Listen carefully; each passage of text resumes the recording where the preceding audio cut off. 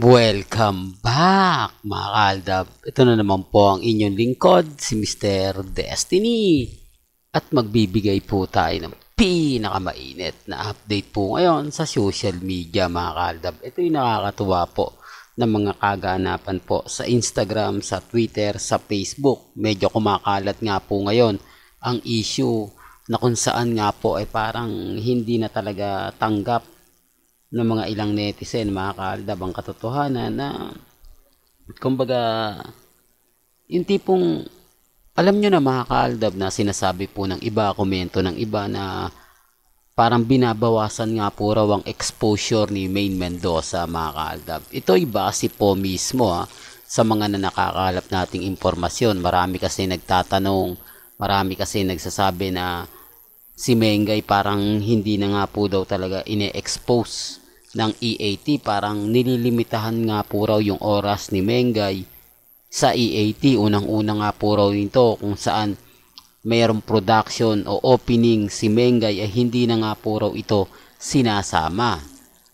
Yan base po mga kalda, base po sa mga komento sa social media, lalo na nga po ng live sa Facebook dahil 2 PM na nga po lumalabas ang therapy para nga po kay Mengay, pero exposure naman po yung iba.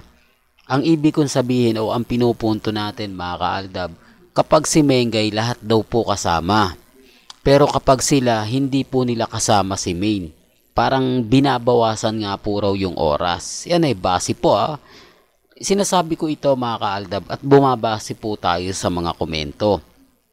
Pasensya na po kayo kung bakit siya paulit-ulit.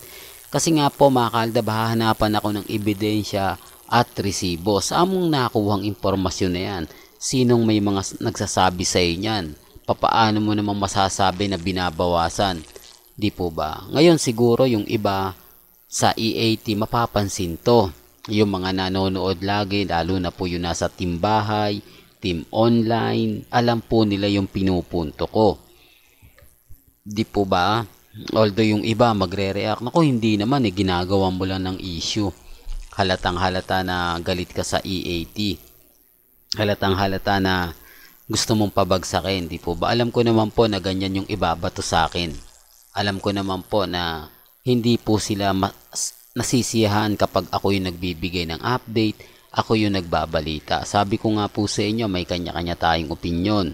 May kanya-kanya tayong pananaw, di po ba? Dito naman po sa channel ni Mr. Destiny, hindi naman po tayo namimilit at wala naman pong pilitan na nagaganap, di po ba? Kung ano lang po yung pinag-uusapan, kung ano lang po yung sinasabi sa Instagram, sa Twitter, sa Facebook, yun lang naman po yung sinasabi natin Bagamat maraming nagsasabi ng ganito, maraming nagsasabi ng ganon, kailangan mo talaga ng resibo. Kailangan mo talaga ng ebidensya. Po ba? Well, bago natin nga pa pala ituloy itong update natin, kung bago ka lang sa channel na to at isa kang true-blooded Aldab Nation na nagmamahal po kila Mengay at Tisoy, tama po ang channel na pinuntahan mo, kaya consider na po kitang bagong subscriber. At huwag mong kalimutang i-share ang mga video po natin sa mga mami, sa mga titas, at sa mga senyor. Remind ko lang po sa mga hindi po naniniwala sa akin, sa mga magsasabing fake news ako, okay lang po yan. Pero marami po ang sisimpatya sa akin. Sasabihin po nila, tama sinasabi ni Mr. Destiny. Akala ko ba hindi ka nanonood, Mr. Destiny? Akala ko ba boycott nyo ang EAT? Akala ko ba no solo project kayo? Bakit alam na alam mo yung sitwasyon? Alam na alam mo yung mga nangyayari at nagaganap sa loob mismo ng EAT. Sabi ko nga po sa inyo, ako yung magiging dami po ninyo. Ako yung matyagang maghahanap, ako yung matyagang mag-update para po alam po ninyo yung mga nagaganap at mga nangyayari sa loob po ng EAT. Ganon din naman po sa mga Alden fanatics. Hindi po ba? Yun po yung ginagawa ko para makapagbigay ako sa inyo ng update, para makakuha tayo ng mga impormasyon galing din po mismo sa kanila. Di po ba? Kaya nga po kita nyo naman po, yung mga sinasabi ko, yung mga pahayag ko, sapul na sapul din. Di po ba? Hindi lang po talaga nila matanggap na may mga bagay-bagay nga po na mahirap nga po talagang sabihin, mahirap nga po talagang ipaliwanag. Di po ba? Sabi ko nga po sa inyo, yung mga nagsasabi na fake news daw po ako, okay lang po yan. Kasi sa totoo lang po mga kaaldab, guilty lang naman po sila eh.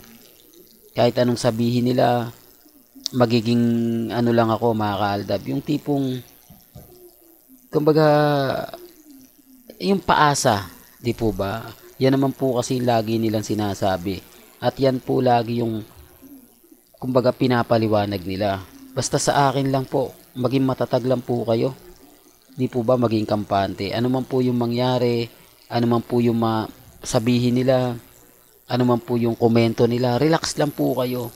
Kung gusto nyo lang naman po ng update, pupunta lang naman po kayo dito sa channel ni Mr. Destiny. Lahat naman po ng mga gusto nyo pong makita, mapanood. Di po ba? Relax lang. Kahit naman po kasi ako, sa totoo lang po mga kaaldab, napakarami po nating ganap. Napakarami po nating update. Na kung saan nga po naandun lahat po ng mga sinasabi ko, 101%. Di po ba? Ang problema lang po talaga mga kaaldab, ang daming guilty, ang daming, kumbaga, hindi po talaga nila matanggap na, ayan Mr. Destiny, move on ka na, tapos na yung ganito ganyan. Di po ba? Remind ko lang po kapag may mga maraming basher, yung tipong idadaw nila yung Aldab. Ako yung una nasasaktan, ako yung unang, kumbaga, nalulungkot kasi alam ko kapag nabasa to ng mga mamis, mga titas, mga senior, sila po yung unang-unang masasaktan. Sila yung unang-unang iiyak. Pero hindi po nyo alam na ako po muna bago kayo. Si Mr. Destiny muna ang unang-unang tinatamaan. Although sabihin nyo, hindi ako yung nauna eh, di po ba? Kaya nga po na andito tayo nagbibigay ng update, nagbibigay ng mga bali-balita. Sabi ko nga po sa inyo sa mga nagsasabi ng fake news ako, sa mga nagsasabi ng ganon, ganyan, okay lang po yan. Ngayon, alam ko, babahain ako ng mga issue. Kala ko ba hindi ka nanonood? Kala ko ba no solo kayo, pero bakit marami kang alam? Bakit ganito, ganyan? Imbis na sasabihin nila na, oo, Mr. Destiny, tama ka. Medyo parang kung titignan nyo, susuriin ninyo si Mengay, parang bawas na yung oras. Parang masarap manood tuwing 2:00 na lang kung saan ang therapy na yung palabas. Kahit daw po sa therapy, pinapakita pa rin exposure nga po raw. Yung, kumbaga, yung mga ibang artista po. Pero, eto pa po yung pinakamainit. Binabas pa rin po si Mengay. Ito yung nakakalungkot. Binabawasan na nga po yung oras ni Mengay pero binabash pa po raw siya. Corny daw po si Mengay sa ginagawa ng tatlo. Wala daw pong, kumbaga, ganito ganyan. Hindi daw po maganda yung ginagawa ng TBJ. Kumbaga pati daw po si Atasha Mulak o yung anak ni Aga Mulak nadadamay daw po sa walang kakwenta-kwentang pinaggagawa nga po ng TBJ, yung AI family. Ano daw si Mengay. Yan ay base po mga kaalda, base po sa mga nakukuha nating impormasyon. Mayroon naman po tayong ebidensya at resibo, yung mga post nga po sa Instagram, sa Twitter, sa Facebook. Hindi ko lang alam kung ano yung mga nagiging reaksyon ng mga ilang netizen. Di po ba sabi ko nga po sa inyo, karamihan ng mga magagalit dyan, puro main fanatics. Di po ba tapos yung mga fans ni Atasha Mulak, pati mga fans ng EAT o sabihin na natin ng TBJ. Kasi yun nga po yung sinasabi nila sobrang corny, may pa AI pa raw po nalalaman ng EAT.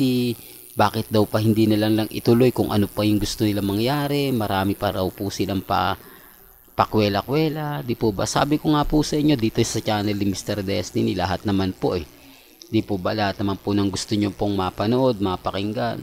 Di po, relax lang. Maging kampante lang po kayo. Di po ba? Hindi man po ngayon, hindi man bukas. Sabi ko nga, relax lang. Di po ba? Yun lang naman po yung importante. Walang ganito na lang po yung updates natin mga kaaldab. Kaya kung gusto nyo pa po ng pinaka-latest at sariwang update, abay tumutok lang po kayo dito po sa channel ni Mr. Destiny para updated po kayo sa mga latest at sa mga bagong video po na ilalabas po natin maya-maya lang. Hanggang sa muli, salamat po sa panonood at pakikinig.